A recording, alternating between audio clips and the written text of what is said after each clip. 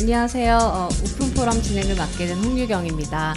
저는 이곳 NYU에서 Food Studies 음식학과에서 미국 음식 시스템 그리고 역사에 대해서 공부를 했었고요. 그리고 현재는 CJ 제일제당 뉴욕 형지법인에서 고추장 마케팅과 그리고 생면 브랜드 마케팅을 맡고 있어요. 여기 셰프님들 계신데 현장에서 느끼는 한식 세계화는 어떠신지 한 말씀 부탁드립니다. 홍익김 셰프님. 아직까지 그 비빔밥, 불고기, 코리안 바베큐 그런 요리들을 이제 외국 사람들이 많이 좋아하는데 그게 뭐 나쁘다는 것보다 저희 같은 식당에는 한잔이라는 식당에는 바베큐를 안 하고 뻔한 음식도 하지만은 그래도 메뉴 반은 되게 좀 그 advanced Korean food 그 외국 사람들이 생각할 때는 명란젓 이 한국에서 직접 명란젓을 제가 만들어서 비행기 타고 보내거든요. 그래서 이 슈퍼에서 사는 명란젓보다는 훨씬 더 맛있어요.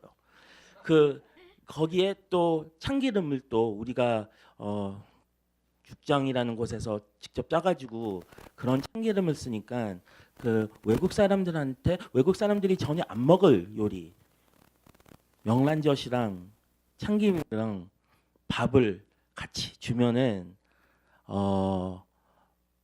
이제 많이 좋아하거든요. 근데 그럴수록 감자탕 뭐 우리가 좋아하는 음식들을 좋은 재료 써가지고 맛있게만 하면은 외국 사람들도 뭐든지 다 좋아할 거라고 저는 생각합니다. 네. 정재현 셰프님께서는 한식 메뉴 중에서 세계화에 적합한 음식이나 메뉴가 있다면 어떤 메뉴가 있을 거라고 정말 어려운 질문인데요. 평소에 저는 생각하셨던 제 생각에는 정말 김치가 너무 대단한 것 같아요. 근데 이제 김치가 단지 그 배추김치만 있는 게 아니라 파김치도 있고 갓김치도 있고 백김치도 있잖아요. 그리고 맛도 다 다르고 저는 약간 어떻게 생각을 하냐면 김치가 그냥 김치만 파는 게 아니라 김치를 팔 때 이거는 언제 만들어진 김치다. 예를 들면 작년 7월에 만든 김치입니다.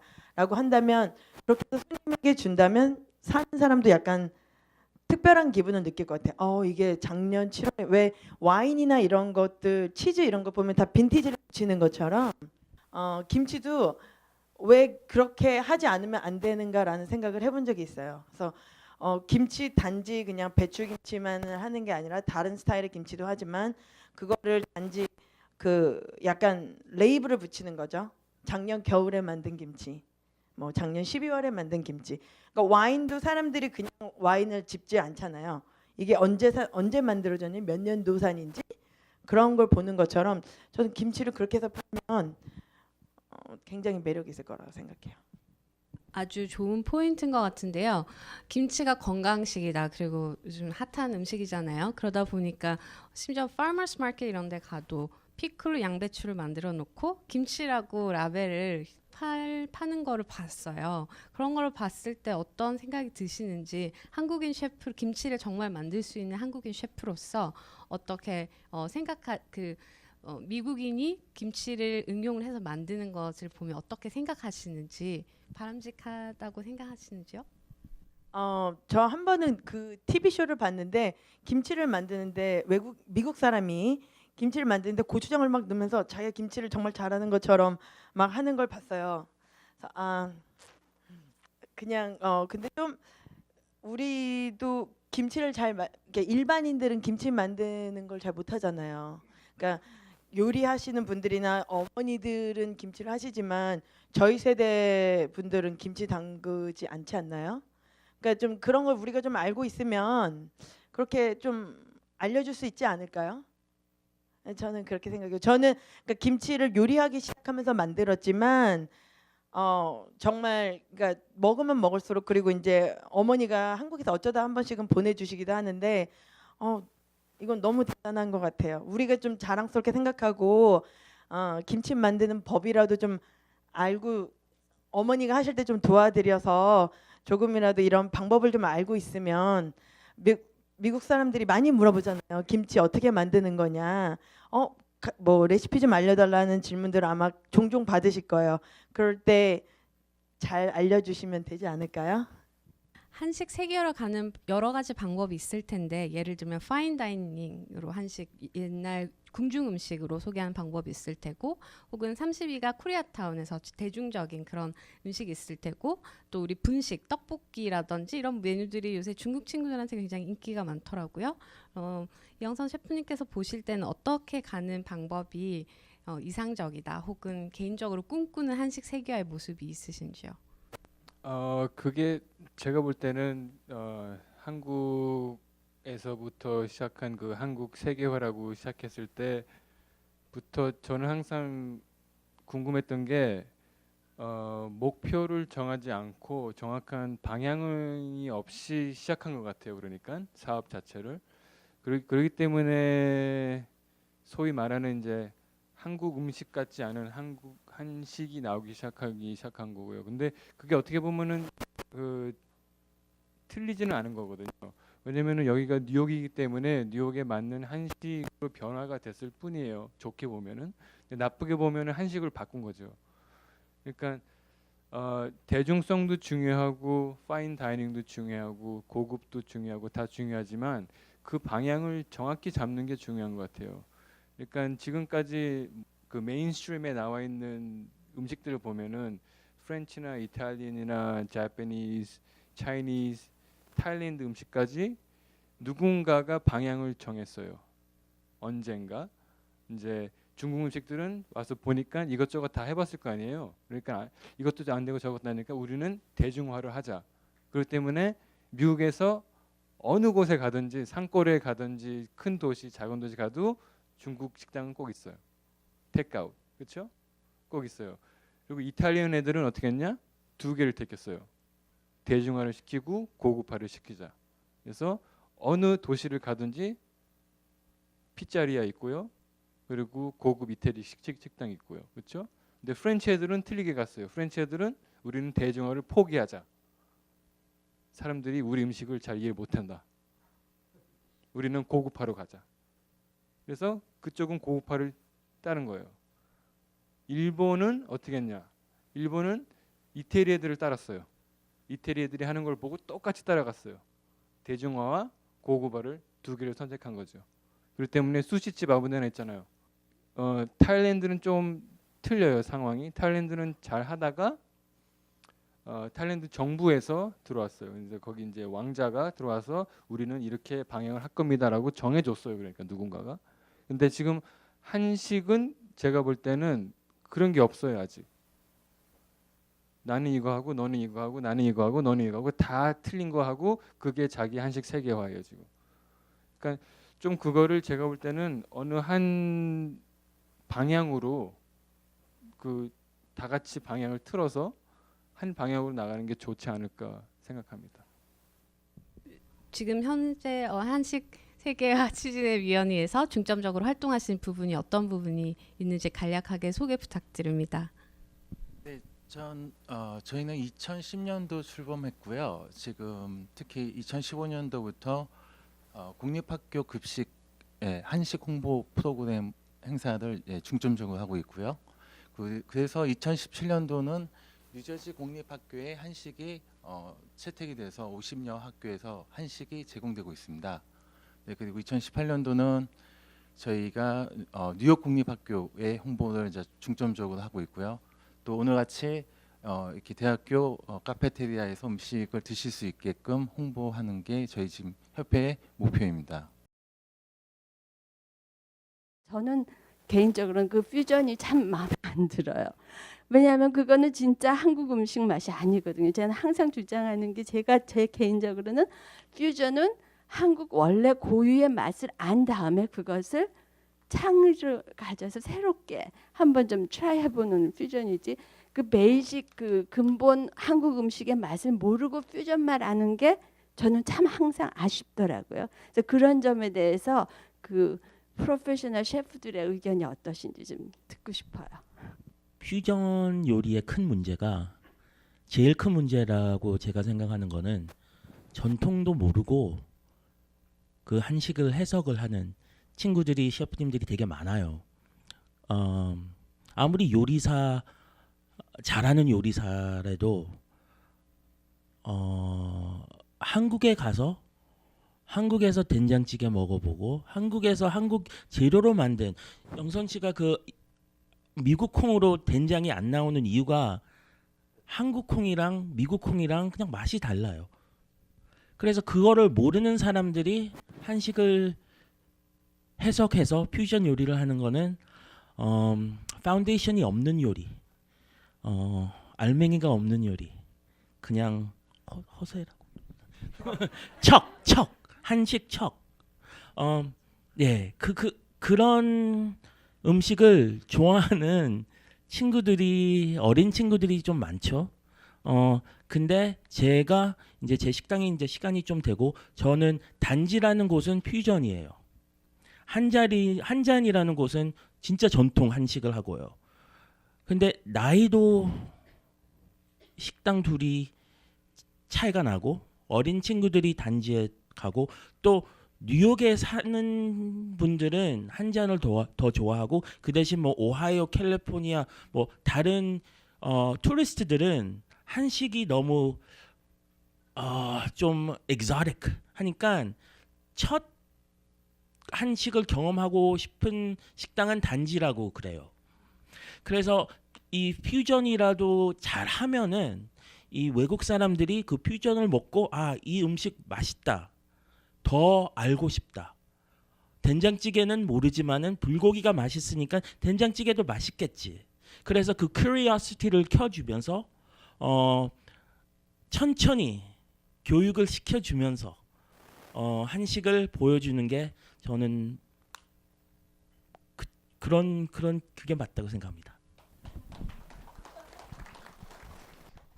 제가 여기다가 하나 보탤 수 있으면은 보태는 건데요. 한국에 있는 한식이랑 여기에 있는 한식이랑 아시다시피 너무 틀려요. 그렇죠?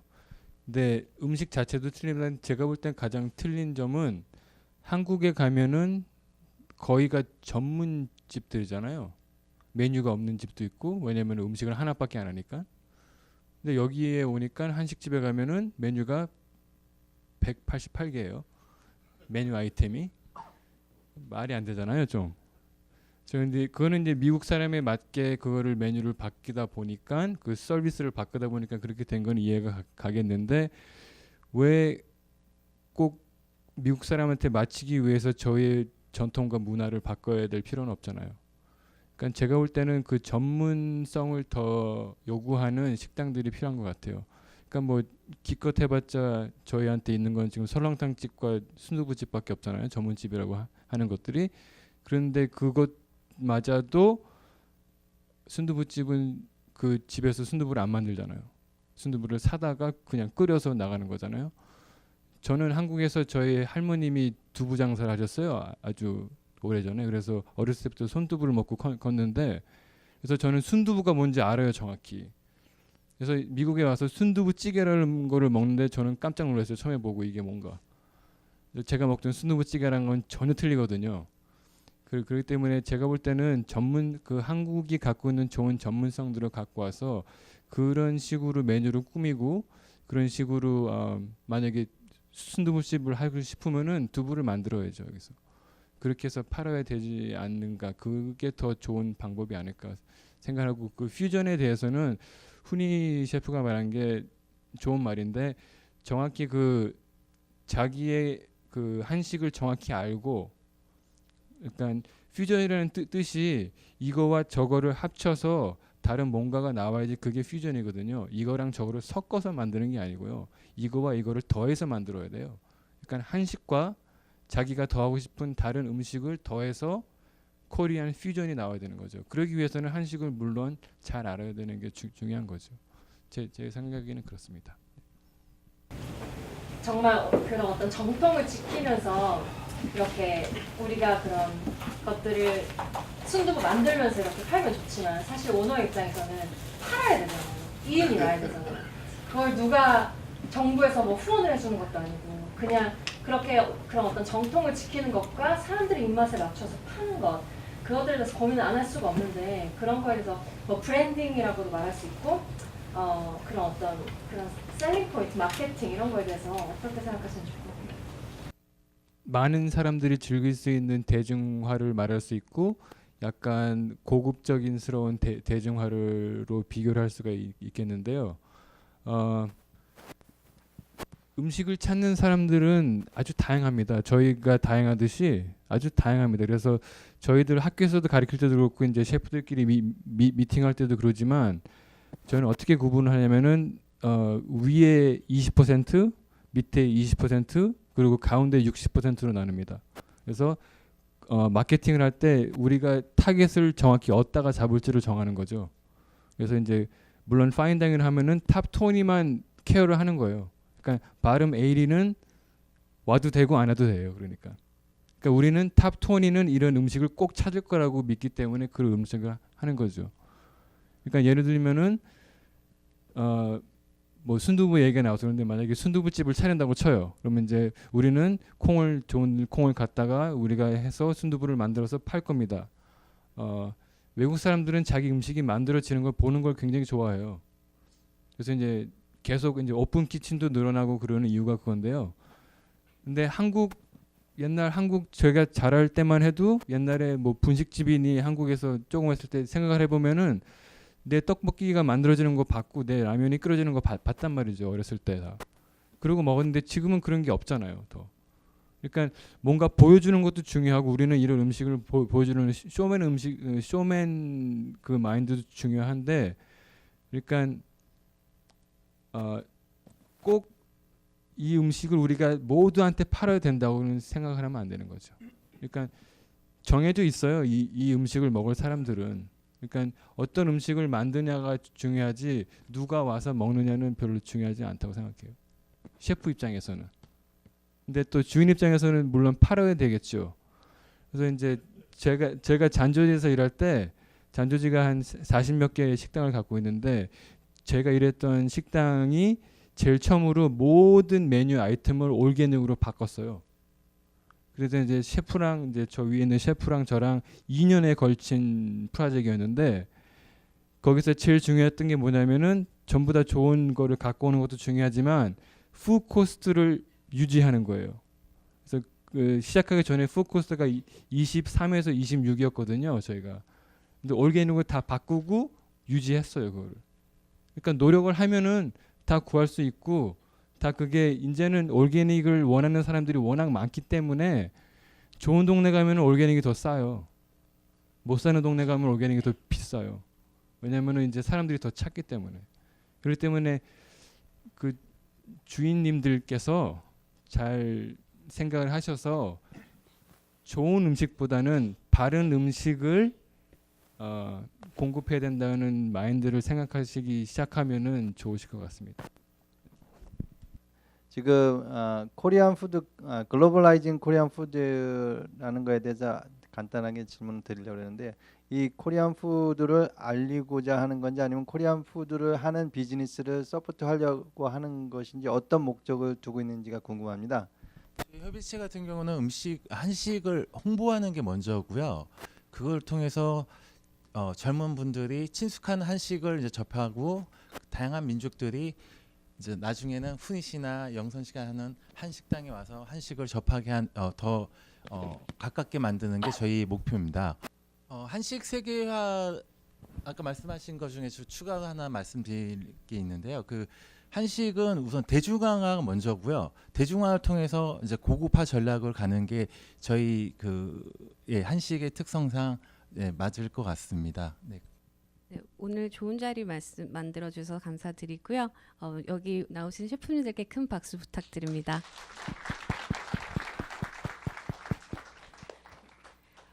오늘 포럼에 참여해 주신 여러분께도 감사드립니다. 지금까지 오픈 포럼의 홍유경이었습니다.